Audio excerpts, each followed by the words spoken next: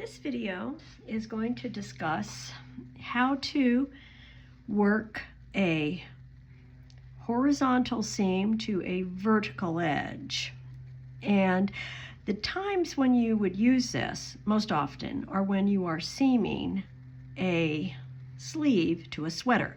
And these swatches approximate that. This is the front, this is the back, this is the sleeve. Now what I have done to prepare is that I have marked the center of the sleeve, have the same number of columns on either side. Then I had positioned my sleeve so, because this is a drop shoulder. If this were a modified drop, there would be a little notch here, and it wouldn't be, it's an additional step you have to do if you're doing a plain old drop shoulder. And I have marked this location, then I counted the rows, and I counted the same number of rows on that side, because measuring is okay, but sometimes your row gauge might vary, and it's better to go with the number of rows. Now, in other videos, you can see how to seam horizontal to horizontal. That's one technique. And in others, a vertical to a vertical. But look those up because I'm just going to discuss this technique. Now to prepare also, I have seamed the two bound off edges together. So that's horizontal to horizontal. Now to start, and you can see I've taken this out once, and when I pulled the red thread out, it's left a bit of a red fuzz, but don't let that bother you. I did some photos. Okay, I want to go into the stitch on the other side of the sleeve to start. And I'm going to pull my thread.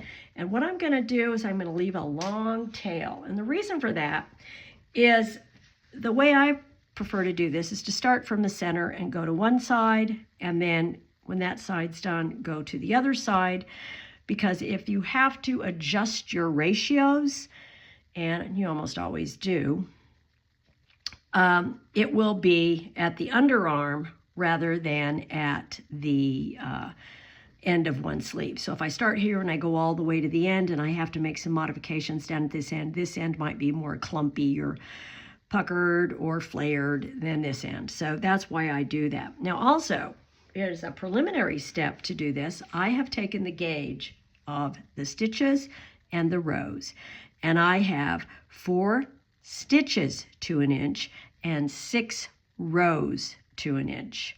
So that means that my ratio is that I need to pick up 6 rows or seam 6 rows for every 4 stitches.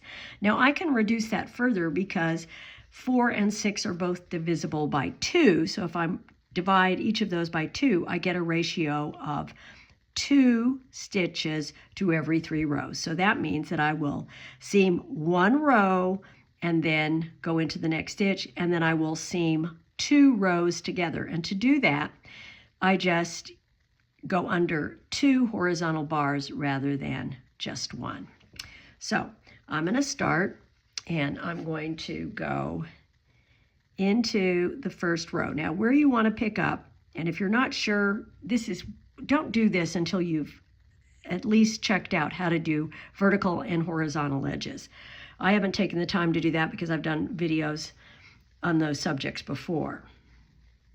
But I'm going under 1 horizontal bar, and then I'm going into the stitch where my yarn went out, and I'm going to go over to the next column of stitches. You always want to go into a stitch below the bind off, not into the space between. Then I'm going to go under 2, okay, because my ratio is 2 to 3. Then I'm going to go under back. This time I'm going under 1 because I'll show that again in a second. I have seamed 2 stitches and 3 rows, 1, 2, 3. So I'm maintaining my ratio. Now it would be lovely if for every time you did this, the ratio worked out perfectly, but it rarely does. And so you might need to make some modifications at the armhole edge. And if you do that, don't worry about it. It's not a big deal because it's at the armhole. And generally, people don't go around lifting up other people's arms to check the ratio that they used on sewing their sleeve. If you have a friend like that, well, then they'll just feel happy when they look. Going under 2, under 2, back to this stitch. Okay. And here I've got 1 row going in there, going in here. And oh no, this is terrible. I don't have 2 rows that I can do. Well, I go into 1, not the end of the world. So my ratio at the end did not match. Now you can see here's 2, 2, 2, 2. Okay. Now I'm going to seam the other side. And this thing is a mess of yarn tails because I haven't bothered to weave any in, and I broke the yarn there. So just disregard them. This is a real life scenario where that happens. And I can take these markers out on these sides now. And I'm going to go into the first row. Okay. Oops, got a little glob there. And notice that I'm doing this upside down now. When you do a horizontal edge, when you turn it upside down, instead of going into the V's, that's the spaces between the stitch, I'm going to go in to, it looks like an upside down V, but you're looking at your swatch upside down, so that's not a big deal. And just remember, if you're not sure, turn it right side up and that'll help you orient it. Oh, wait a second. I was so busy talking about that, I ruined my ratio, didn't I? So I better go fix that. Go in, go under 2, pull the excess from my yarn tail, then go in. And I'm checking to see that this side, because I'm working upside down, looks the same as this side, and it does, so I'm good. Here's a 1 here. And 2 here.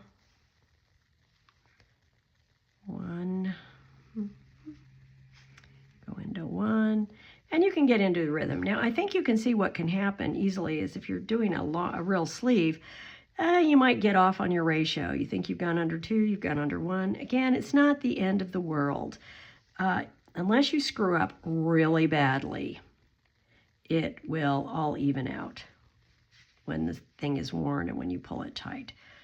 So I'm going here, and that was a 1, so this is a 2, and I'm going in. And this is somewhat of a miracle. I don't know that I've ever seen a real project where both sides worked out perfectly. Don't expect that to happen all the time. I'm going to pull that guy out. And I'm done. Now, when you're finished, what you do is you pull both ends, and it looks like it's okay. And there's the top of my sleeve. Now, one thing to consider is, look, if I look at it this way, and I like to point this out, when I am sewing the side of the sleeve and the side of the garment, use your imagination, I always start from the bottom of the garment and I seam up to the armhole.